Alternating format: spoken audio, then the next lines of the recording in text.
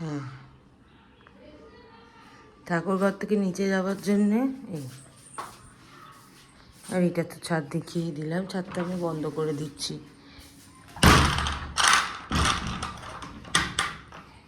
এই যে এটা হচ্ছে এবার নিচে নামার সিঁড়ি, ঠিক আছে? নিচে আমার সিঁড়ির এখান থেকে দেখিয়ে দিচ্ছি আমি নিচে নিয়ে। এই যে আমি নিচে নামছি।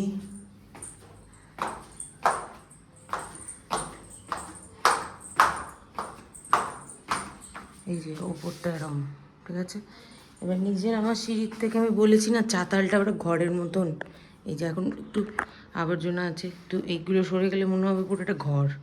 মানে তুই যদি এখানে পারো লোকজন শুতেও পারবে, এত বড় বড় চাতাল সব। আমি এখানে দাঁড়িয়ে পুরো 360 ডিগ্রি ভিউটা দেখে দিচ্ছি। এই যে এই যে সিঁড়ি, এই সিঁড়ি, ঠিক আছে? এবার এইটা পরিমাণ সিঁড়ে গেছে একটা টেবিল, ঠিক আছে? যেহেতু নিচ যদি না হয়, মানে নিচে যেহেতু বারবার আসা যাওয়ার প্রবলেম হবে, এখানটা টেবিল রেখে দিচ্ছি। কোনো সময় ধরো মানে আমরা চলে গেলে গ্যাস এখানে এসে রান্না করে আসি। নিচটা আসা যাওয়া খুব মুশকিল, তো এটা হচ্ছে ওপরের ছাদের সিঁড়িটা। আর এইটা হচ্ছে এইটা। আর আমি বলেছি এখানেও একটা ইয়ে আছে, বার্ডস আই ভিউতে একটা জানলা আছে, খুব সুন্দর হাওয়াতে। যে আমাদের মামা বাড়িতে দুটো নারকেল গাছ, একটা এইটা আরেকটা ওই দিকে আছে, ওটা পরে দেখাবো। আর এখানে একটা বিশাল বড় গ্রিল।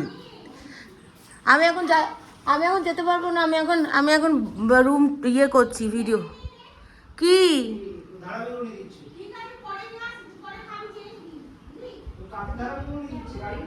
বাড়ির না, আমি ভিডিও করছি বললাম। এটা হচ্ছে গ্রিল, ঠিক আছে? এটা খুব সুন্দর জায়গাটা। এখানে একটা বেসিন লাগানো আছে, 360 ডিগ্রি ভিউ একটা দেখিয়ে দিচ্ছি।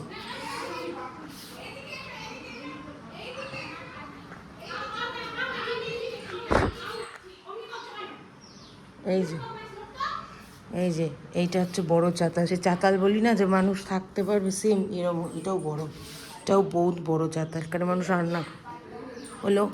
এবারে যাব মামার বাড়ির ভেতরে ওপরের দিকটাতে, ঠিক আছে?